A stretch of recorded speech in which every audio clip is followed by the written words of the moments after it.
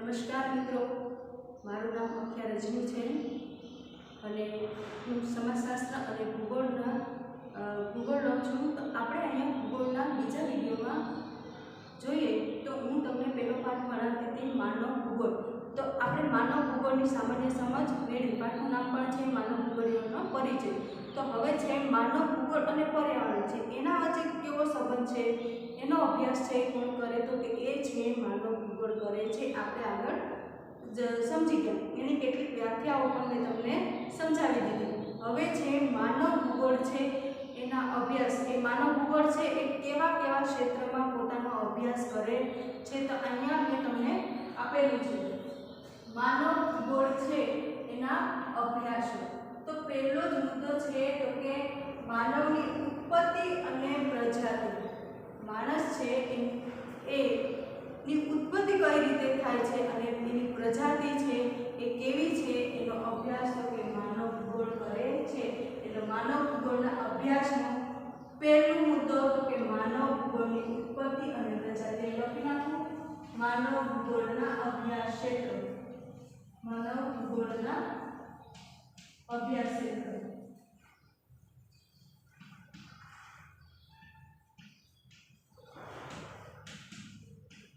પહેલો મુદ્દો માનવની ઉત્પત્તિ અને પ્રજાતિ. બીજો મુદ્દો તો કે માનવ વસ્તી, માનવ વૃદ્ધિ, વસ્તી ગીચતા અને વસ્તીની ગણતરી કરવી એ પણ માનવ ભૂગોળ કરે છે. તો કે કેટલી વસ્તી છે, વસ્તીમાં વૃદ્ધિ કેવી રીતે થાય છે, વસ્તીની ગીચતા છે ક્ષેત્રફળને આધારે કેટલી છે અને વસ્તીની ગણતરી કરવી વસ્તી કેટલી છે, આ બધાનો અભ્યાસ છે એ માનવ ભૂગોળ કરે છે. માનવ ભૂગોળના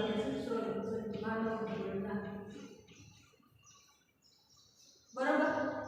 તો માનવ ભૂગોળનો બીજો મુદ્દો તો કે માનવની વસ્તી કેટલી, વસ્તી વૃદ્ધિ કેવી થાય, વસ્તીની ગીચતા કેટલી છે અને વસ્તીની ગણતરી કેટલી, આ બધાનો અભ્યાસ માનવ ભૂગોળ કરે છે.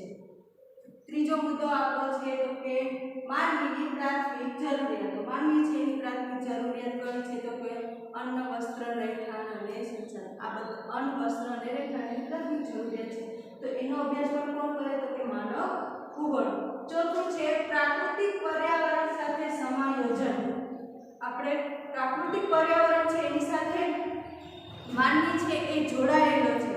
કઈ રીતે જોડાયેલો છે એનો અભ્યાસ છે એ માનવ ભૂગોળ કરેલો છે. માનવ વસાહતો.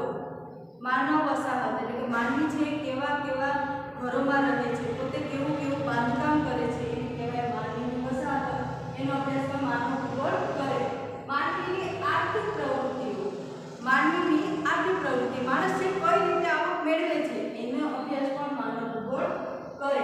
એ પછી છે સામાજિક અને સાંસ્કૃતિક સંગઠન. સામાજિક અને સાંસ્કૃતિક સંગઠન છે.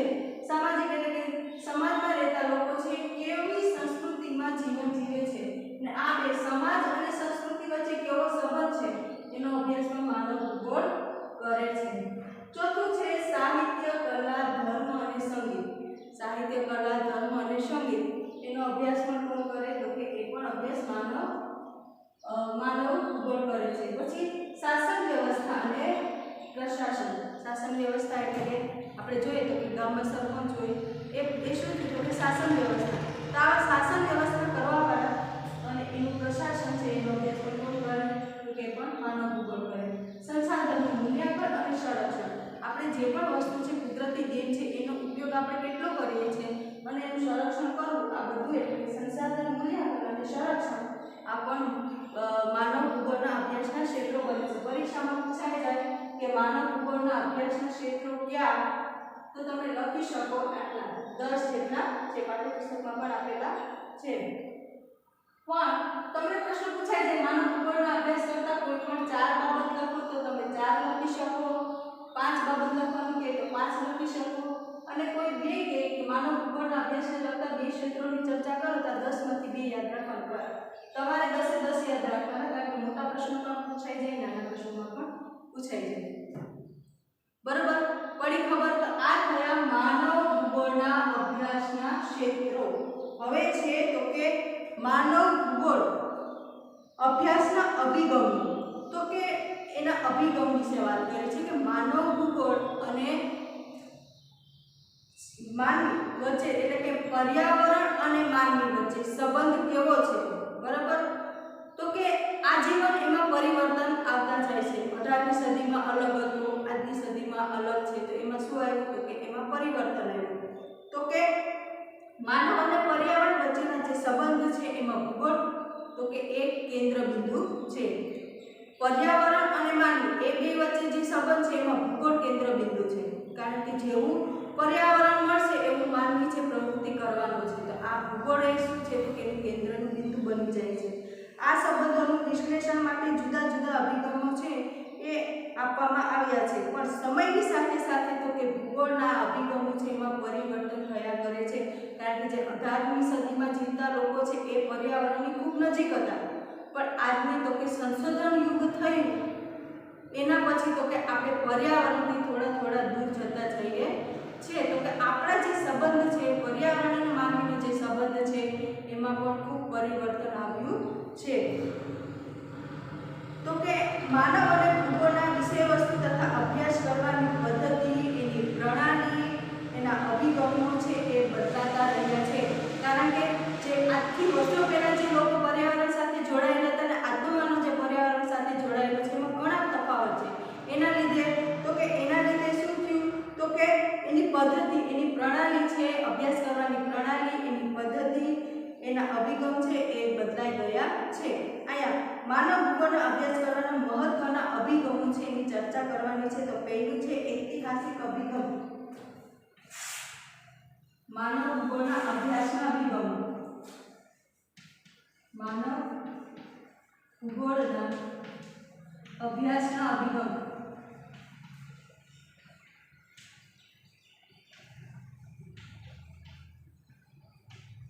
પહેલો અભિગમ છે ઐતિહાસિક અભિગમ. પહેલું ઐતિહાસિક અભિગમ. જો આ શેની વાત થાય એ પણ ધ્યાન રાખજો. માનવ ભૂગોળના અભ્યાસના અભિગમ એટલે શું તો કે પહેલાનો માણસ અને આજનો માણસ. પહેલા માણસ છે પર્યાવરણની ખૂબ જ નજીક રહેતો, આજે છે દૂર દૂર થતો ગયો છે. તો એ બે વચ્ચે છે માનવ ભૂગોળ કઈ રીતે અભ્યાસ કરતો પહેલા છે એના અભિગમ અલગ હતો, આજનો અભિગમ અલગ છે. તો એમાં પહેલો અભિગમ છે ઐતિહાસિક અભિગમ. તો કે માનવીની ઉદ્ભવથી માંડી અને આજ દિન સુધી વર્તમાન સમય સુધી પ્રાકૃતિક પર્યાવરણ સાથે તેનો સંબંધ કેવો છે તો કે પરિવર્તનશીલ. મેં તમને એમ કીધું એમ કે માણસ છે એ તો કે એના ઉદ્ભવથી માંડી જે એનો ઉદ્ભવ થયો ત્યારથી લઈ અને આજ દિન સુધી માનવ ભૂગોળ છે એમાં પરિવર્તન આવ્યું છે. પર્યાવરણમાં ખૂબ જ પરિવર્તન આવી રહ્યું છે. 18મી સદીમાં ઔદ્યોગિક ક્રાંતિ પછી માનવીની તકનીકી અને વિજ્ઞાન ક્ષેત્રે નોંધપાત્ર પ્રગતિ થઈ. આપણે બધાને ખબર છે સંશોધન યુગ આવ્યો ક્યારે તો કે 18મી સદી પછી. 18મી સદી પછી ઔદ્યોગિક ક્રાંતિ થઈ. ઔદ્યોગિક ક્રાંતિ થઈ, બરોબર. ઔદ્યોગિક ક્રાંતિ એટલે કે નવા નવા છે સાધનોનો ઉપયોગ થવા લાગે. પહેલા માનવી ખાલી પોતાના હાથેથી જ કામ કરતો, પણ 18મી સદી સંશોધન યુગ આવ્યો તો કે માનવીએ પોતાના સંશોધનો દ્વારા નવા છે એ સાધનો બનાવ્યા. વિજ્ઞાનમાં નવા નવા સંસાધનો મેળવતા ગયા, જેનાથી શું થયું તો કે પર્યાવરણ અને માનવી વચ્ચે છે એ ખૂબ જ પરિવર્તન આવ્યું. તો કે પ્રકૃતિ અને પર્યાવરણ વચ્ચે 18મી સદી પછી આ તકનીકી જે છે એમાં ફેરફારને લીધે માનવી તકનીકી અને વિકાસ ક્ષેત્રે નોંધપાત્ર તફાવત મળ્યો. વિજ્ઞાને ખૂબ જ વિકાસ કરતો ગયો, જેથી શું થયું તો કે માનવીની જીવનશૈલી, જીવન જીવવાની રીતમાં પરિવર્તન આવ્યું. બરાબર. આજે પણ જોઈએ તો કે આપણે પર્યાવરણ જે 17મી સદી કે 16મી સદીમાં લોકો જીવતા એનાથી આપણે અત્યારે તદ્દન છે આપણે અલગ રીતે જીવીએ છીએ. પહેલાં છે એ સંદેશો કોઈને પહોંચાડવો હોય તો કોઈ બીજા વ્યક્તિને મોકલવા પડતા, બરાબર. એક વ્યક્તિને બીજા વ્યક્તિને અત્યારે સંદેશો મોકલવા માટે તો કે ફટાફટ મોબાઈલ દ્વારા પહોંચી જાય છે કોઈ પણ રીતે. પછી કે એક જગ્યાએથી બીજી જગ્યાએ જવું હોય તો પહેલાં માણસો ચાલીને જતા, તો અત્યારે ફટાફટ વાહન દ્વારા પહોંચાઈ જાય છે. તો એનું શું છે તો કે વિજ્ઞાન એક ઘણો બધો છે એ તો કે ઐતિહાસિક પાસું જોયું.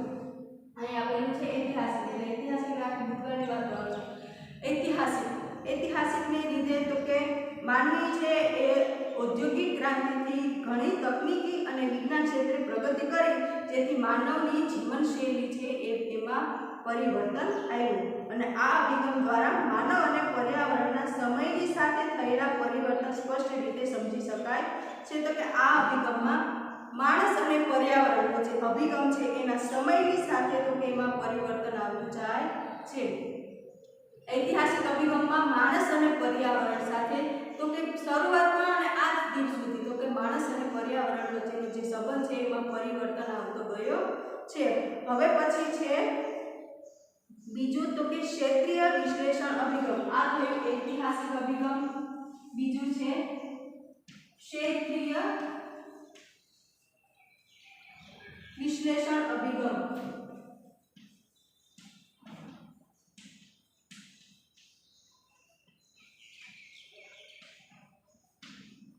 ક્ષેત્રીય વિશ્લેષણ અભિગમ તો કે વિશ્વના વિભિન્ન પ્રદેશો અને ભાગોમાં વસતા માનવ સર્જિત પર્યાવરણને પ્રાધાન્ય અભિગમથી પ્રાપ્ત થાય છે.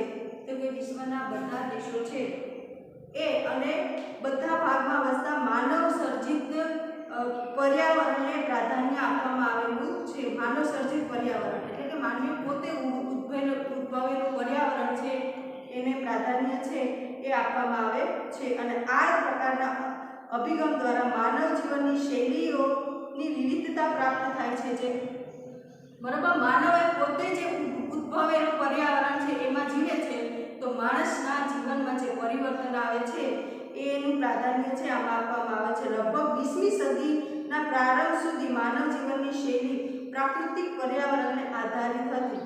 એટલે આજથી 20મી સદી પહેલા, આપણે અત્યારે 21મી સદીમાં જીવીએ છીએ, 20મી સદી પહેલા કદાચ આપણે આગળ જોઈએ તો કે એ લોકો પર્યાવરણ સાથે ખૂબ નજીકનો સંબંધ હતો અને ખૂબ જ પર્યાવરણને આધારિત પોતાનું જીવન અને શૈલી હતી. પણ અત્યારે આપણે છે એ માનવ સર્જિત પર્યાવરણને આધારિત જીવન જીવીએ છે. હવે ત્રીજું છે પારિસ્થિતિક વિશ્લેષણ. ત્રીજો મુદ્દો પારિસ્થિતિક વિશ્લેષણ.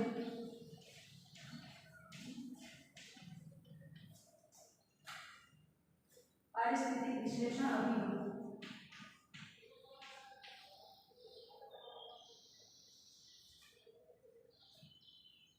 એમાં જોઈએ તો કે માનવી દ્વારા પ્રવૃત્તિઓનું પ્રાકૃતિક પર્યાવરણ કેવી રીતે સમાયોજન કરે છે અને તકનીક વિકાસ દ્વારા પ્રાકૃતિક પ્રતિકૃતિઓનો સામનો કેવી રીતે કરે છે તેનું વિશ્લેષણ આ અભિગમ દ્વારા કરવામાં આવે છે. જો સમજો તો કે માનવી પોતાની પ્રવૃત્તિઓ પ્રાકૃતિક પર્યાવરણ સાથે કેવી રીતે કરે છે, માનવી છે પોતાની પ્રવૃત્તિ પર્યાવરણ સાથે કેવી રીતે કરે છે, અને બીજું છે તકનીકી વિકાસ દ્વારા પ્રાકૃતિક પ્રતિકૃતિઓનો સામનો કેવી રીતે કરે છે.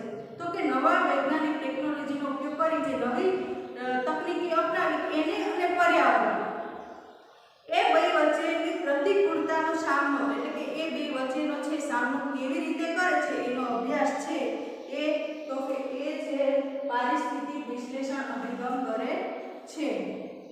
આ અભિગમ દ્વારા કરવામાં આવે છે તો કે પ્રાકૃતિક પર્યાવરણની પ્રતિકૂળ પરિસ્થિતિઓની સાથે અનુકૂલન સ્થાપવામાં જે પારિસ્થિતિક પરિવર્તન જોવા મળે છે તેનો અભ્યાસ આ અભિગમમાં સમાવિષ્ટ છે.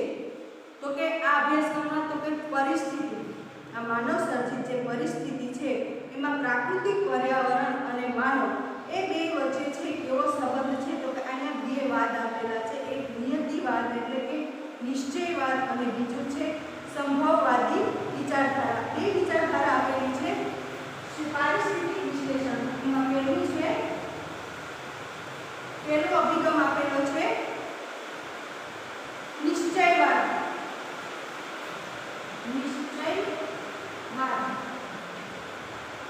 નિશ્ચયવાદ એ શું કહે છે તો કે આ વિચારધારા મુજબ મનુષ્ય બધી જ પ્રવૃત્તિ અને ક્રિયાઓ પર્યાવરણ દ્વારા નિયંત્રિત થાય છે. માનવી જેટલી પણ પ્રવૃત્તિ કરે છે એ બધી પ્રવૃત્તિ છે એની તો કે ક્રિયા છે એ પર્યાવરણને નિયંત્રણ થાય છે. કોઈ પણ માનવ સમુદાય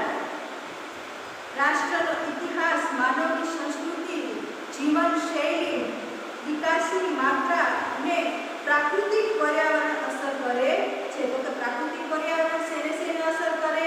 તો કે માનવને, સમુદાયને, રાષ્ટ્રની ઇતિહાસને, માનવની સંસ્કૃતિને, જીવન જીવવાની શૈલીને, આ બધાને અસર કરે છે. અને આ વિચારધારા માનવીને નિષ્ક્રિય પરિબળ ગણે છે. માનવ છે એ નિષ્ક્રિય છે, એટલે કે એને નિષ્ક્રિય, કોઈ પણ વસ્તુ નિષ્ક્રિય એટલે કે એમાં જીવ ન હોય એવો. તો કે માનવને નિષ્ક્રિય ગણે છે. હિપોક્રેટ્સ અને એરિસ્ટોટલ, ડિરોડિસ, સ્ટ્રાબો વગેરે વિદ્વાનોએ માનવી ઉપર પ્રાકૃતિક સ્થિતિનો પ્રભાવ સમજાવ્યો હતો. આ બધાએ શું કર્યું? તો કે પ્રાકૃતિક સ્થિતિ કેવી હોય એના વિશે સમજાવ્યું હતું. અને ત્યાર પછી કાર્લ, એલ્બર્ટ, ન્યૂટન, કુમારી એન સેમ્પલ અને એલેન લેડિસ દ્વારા આ વિચારધારાને અનુમતિ પ્રાપ્ત થઈ હતી. હવે જે 20મી સદીના પૂર્વાર્ધ સુધી વિચારધારા વિકસતી હતી કે કુમારી એલન સેમ્પલ અને એલિસ લેડિસના આ વિચારધારા પ્રખર સમર્થન હતા. હવે બીજું છે સંભાવનાવાદ.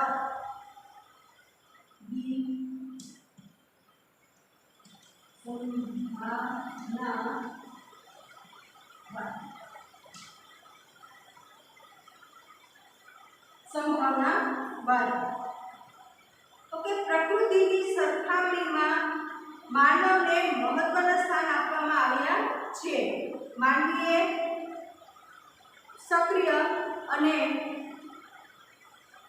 સક્રિય સ્વરૂપે જોવામાં આવે છે. અહીંયા પ્રકૃતિની સરખામણીમાં માનવને મહત્વ આપવામાં આવેલું છે અને માનવની સક્રિય સ્વરૂપને